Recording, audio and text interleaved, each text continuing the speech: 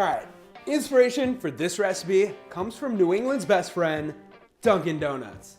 Whenever I get a coffee there, I'm always this close to ordering either a Boston cream, some munchkins, or a blueberry muffin.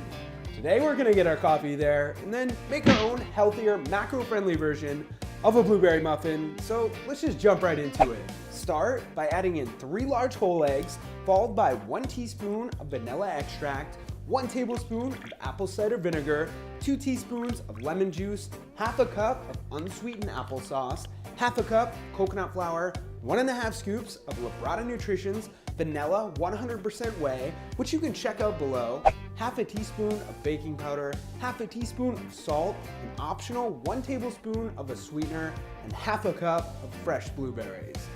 Mix everything together until it looks like this. If yours comes out a little too thick, just add an extra egg white or 2 in there and you should be good. Next, go ahead and evenly distribute your mix into a muffin pan. Whether you line your spots is up to you, and if you want mini or jumbo muffins, you can make those too.